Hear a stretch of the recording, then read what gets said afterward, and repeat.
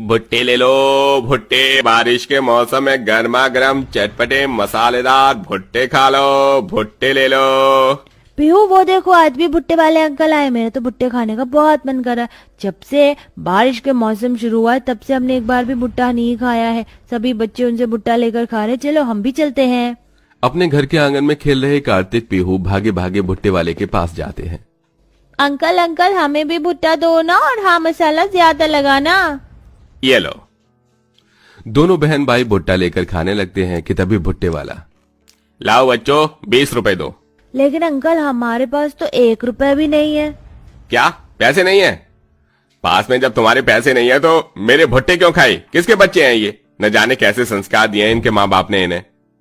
इतना कहकर वो भुट्टे वाला दोनों बच्चों को जमीन पर धक्का दे देता है। दोनों बच्चों के चिल्लाने की आवाज सुनकर उनकी माँ प्रेरणा भागी भागी उनके पास आती है। अरे बच्चों तुम दोनों गिर कैसे गए, कहीं चोट तो नहीं लगी ना? मैंने गिराया इन दोनों को। जब पैसे नहीं होते तो बच्चों की जुबान पर लगाम लगाना नहीं आता क्या तुम्हें? 20 रुपए के भुट्टे खा गए मेरे, अब कौन देगा इन्हें? वो भुट्टे वाला प्रेरणा की काफी बेइज्जती करता है, जिसके चलते आसपास मौजूद सभी लोग प्रेरणा को देखकर हंसने लगते हैं। प्रेरणा अपने दोनों बच्चों को लेती है और घर के अंदर चली जाती है। अपनी माँ की आंखों में आंसू देख दोनों बच्चे, हमारी वजह से उन अंकल ने आपको इतना डांटा ना, हमें माफ कर दो। अब अगली बार से ऐसी कोई भी चीज लेकर नहीं खाएंगे। नहीं मेरे बच्चों, भला तुम मुझसे क्यों माफी मांग रहे हो? मैंने आज तक तुम दोनों को खिलाया ही क्या है? प्रेरणा अपने दोनों बच्चों को अपने गले से लगा लेती है। ऐसे ही शाम हो जाती है और पूरा परिवार भूखे पेट बैठकर खाने का इंतजार कर रहा होता है। बहू बहुत जोरों की भूख लग रही है, कुछ घर में खाने के लिए है क्या? नहीं माँ जी, घर में तो कुछ भी नहीं है, लेकिन ये कह रहे थे शाम को आते हुए कुछ राशन लेकर आएंगे। सारा परिवार भूख से तड़प रहा होता है कि तभी विनोद आ जाता है। आप आ गए। सभी कब से खाने का इंतजार कर रहे थे। क्या लाए हैं आप राशन में? बड़ी मुश्किल से लाला ने ये आधे किलो चावल दिए हैं और कहा है कि अब जब तक उसके सारे पैसे नहीं देते तब तक वो हमें राशन नहीं देगा। विनोद की बात सुन प्रेरणा काफी परेशान हो जाती है और उन आधे किलो चावल को ही लेकर उसे चूल्हे पर बनाने लगती है। लेकिन तभी बाहर जोरों की बारिश शुरू हो जाती है, जिसके चलते अब उनके घर की छत बारिश से टपकने लगती है। ये क्या आज फिर से छत टपकने लगी? ये गरीबी क्या हम पर कम जुल्म ढा रही है, जो ये बारिश भी हम पर अपने अत्याचार करने से नहीं रुक रही? सभी लोग छत से टपक रहे पानी को रोक रहे होते हैं कि तभी छत से टपक रहा पानी प्रेरणा के बनाए हुए चावलों में गिरने लगता है, जिसके चलते सारे चावल खराब हो जाते हैं। इस भूख में बस इन चावल का ही सहारा था, लेकिन ये भी खराब हो गए। बहू चावल का सारा पानी निकाल दे, अब जो है इसे ही खाना होगा। आखिर कब तक भूखे पेट रहेंगे? बेचारी प्रेरणा चावल के अंदर से सारा पानी निकाल देती है और उन चावलों को सारा परिवार नमक के साथ खाकर आधे भरे पेट के साथ ही सो जाता है। प्रेरणा के परिवार की हालत शुरू से ही ऐसी नहीं थी। विनोद अच्छी खासी खेती करता था और पूरा परिवार साल भर बिना किसी परेशानी के पेट भरकर खाना खाता था। लेकिन इस साल हुई जोरदार बारिश की वजह से विनोद की सारी खेती खराब हो जाती है, जिसके चलते अब पूरे परिवार को इस बारिश के मौसम में भुखमरी से गुजरना पड़ता है। श्रेया इस वक्त कहाँ जा रही हो? भाभी मेरी सहेली है ना नताशा, उसकी मेहंदी की रस्म है तो वहीं जा रही हूँ, थोड़ी देर में आ जाऊंगी।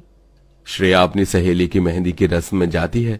श्रेया की सहेली नताशा काफी ज्यादा अमीर होती है, जिसके चलते मेहंदी के रस्म में भी काफी तरह के खाने पीने की चीजें होती हैं, जिसे देख श्रेया को अपना भूखा परिवार याद आ जाता है और वो चुपके से जाकर खाने के काउंटर से थोड़ा खाना चुराकर पन्नी के अंदर रखने लगती है।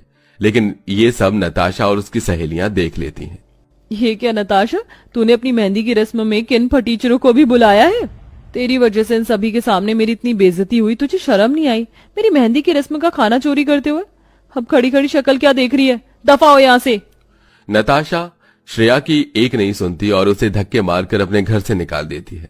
वहीं पूरा परिवार दिन पर दिन भूख से भिलकता ही जा रहा था, जिसे देख प्रेरणा काफी परेशान होती है और रोज की तरह पानी भरने के लिए नदी किनारे जाती है। पानी भर प्रेरणा आज घर लौटने की बजाय जंगल के अंदर चली जाती है और एक चट्टान पर बैठ जाती है कि तभी प्रेरणा को बीच जंगल में एक बहुत बड़ा कद्दू रखा दिखाई देता है। ये इस बीच जंगल में इतना बड़ा कद्दू क्या कर रहा है? लगता है कोई इसे यहाँ छोड़ गया। एक काम करती हूँ, इसे ले जाती हूँ, कम से कम अपने परिवार को कद्दू की सब्जी बनाकर ही खिला दूंगी। प्रेरणा उस बड़े से कद्दू को सिर पर रखती है और पानी का मटका लिए जल्दी से घर ले आती है। प्रेरणा जैसे ही चाकू से उस कद्दू के 2 हिस्से करती है तो उसके अंदर से एक सुनहरी रोशनी निकलती है और उसी के साथ पूरे परिवार के सामने एक सुंदर सी परी प्रकट हो जाती है, जिसे देख पूरा परिवार काफी हैरान होता है। कौन हो तुम? तुम क्या कोई चुड़ैल हो? तुम इस कद्दू के अंदर से कैसे निकली? बोलो कौन हो तुम? देखो हमारे परिवार को कुछ नुकसान मत पहुंचाना, हमें छोड़ दो और चली जाओ यहाँ से। आप लोग मुझसे घबरा क्यों रहे हैं? मैं एक परी हूँ और मैं आप लोगों को कोई नुकसान नहीं पहुँचाऊंगी, बल्कि मैं तो आप सबकी शुक्रगुजार हूँ। एक जादूगर ने अपने काले जादू से मुझे इस कद्दू के अंदर बंद कर दिया था, लेकिन आपने इस कद्दू को काट कर मुझे इस जादू से आजाद कर दिया। इसके लिए अब जो भी कुछ मांगना चाहो मैं वो आपको दे सकती हूँ। परी इतना बोलती है कि तभी उस परी की नजर उस पूरे गरीब परिवार के टूटे हुए मकान और छत से टपक रहे बारिश के पानी पर जाती है, जिसे देख परी जादुई छड़ी से उस टूटे फूटे मकान को एक सुंदर मकान में बदल देती है। देखिए मैंने आपका घर कितना अच्छा बना दिया, बताइए मैं आपके लिए और क्या कर सकती हूँ? सच में ये घर बहुत सुंदर लग रहा है, लेकिन इसे देखकर हमारा पेट तो नहीं भर सकता ना। जाने कितना वक्त हो गया है हम लोगों को अच्छा अमीरों वाला खाना खाए हुए। बस इतनी सी बात? लो मैं अभी तुम्हारी इस परेशानी को हमेशा हमेशा के लिए दूर कर देती हूँ। इतना कहकर वो परी अपनी जादुई छड़ी घुमाती है और उसके साथ में एक मिट्टी का बर्तन आ जाता है। ये लो, ये जादुई मिट्टी का बर्तन है। तुम जब भी चाहो इस जादुई बर्तन से जादुई खाना मांग सकती हो और अब तुम्हारा परिवार कभी भी भूखा नहीं रहेगा। इतना कहकर वो परी वहाँ से गायब हो जाती है, जिसे देख अब सब लोग। अगर वो परी सही कह रही है तो जल्दी से मेरे लिए इससे पनीर और प्याज के पकौड़े भी, और मेरे लिए इससे राजमा चावल मंगाना। ए जादुई मिट्टी के बर्तन, मेरे बच्चे जो भी कुछ खाना चाहते हैं वो सब तुम उनके सामने हाजिर कर दो। प्रेरणा के इतना बोलते ही उस जादुई मिट्टी के बर्तन के अंदर से सुनहरी रोशनी निकलती है और दोनों बच्चों के सामने उनकी मनपसंद खाने की चीज आ जाती है, जिसे देख सभी लोग काफी खुश होते हैं। अरे वाह माँ, ये तो सच में जादू हो गया। अब तो मैं अपनी मनपसंद का जादुई खाना खाऊंगा। बहू अब इससे मेरे लिए गर्मा गर्म मटर पुलाव, मटर मशरूम और पालक पनीर मांग। और भाभी मैं तो दाल मखनी और बटर नान खाऊंगी। प्रेरणा एक बार फिर उस जादुई मिट्टी के बर्तन से सबके लिए खाना मांगती है और देखते ही देखते उन सबके सामने जादुई खाना हाजिर हो जाता है। वाह भाभी वाह, ये जादुई अमीर वाला खाना खाकर तो मजा ही आ गया। आज ना जाने कितने दिनों बाद मैं पेट भर कर खाना खा रही हूँ। सच कह रही हो श्रेया, ये जादुई खाना तो सच में बहुत ज्यादा लजीज है। अब इतने अच्छे खाने के बाद कुछ मीठा तो बनता है। ये जादुई मिट्टी के बर्तन जल्दी से हमें रसमलाई और ठंडी ठंडी कुल्फी दे दे और मेरे लिए गर्मा गर्म गाजर का हलवा देना। विनोद प्रेरणा के कहते ही वो जादुई मिट्टी का बर्तन एक बार फिर चमकता है और उन सबके सामने एक बार फिर उनके कहे मुताबिक उनका जादू खाना आ जाता है और अब पूरा परिवार हर दिन रोज अमीरों वाला जादुई खाना खाता है। माँ मुझे पनीर वाली चाउमीन खाने का बहुत मन कर रहा है और मेरा स्प्रिंग रोल।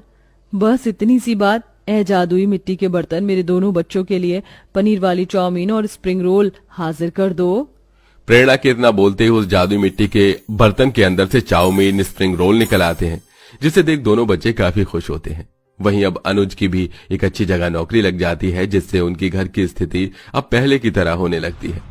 वहीं प्रेरणा इस जादुई मिट्टी के बर्तन से अपने परिवार के साथ साथ उन गरीब और बेसहारा लोगों की भी भूख मिटाती है जो बारिश में भूखे प्यासे भटकते हैं। आप तो हमारे लिए देवी हैं, आपकी वजह से इतने दिनों बाद इस भूखे पेट में खाने का निवाला गया। ना जाने हम आपका एहसान कैसे चुकाएंगे।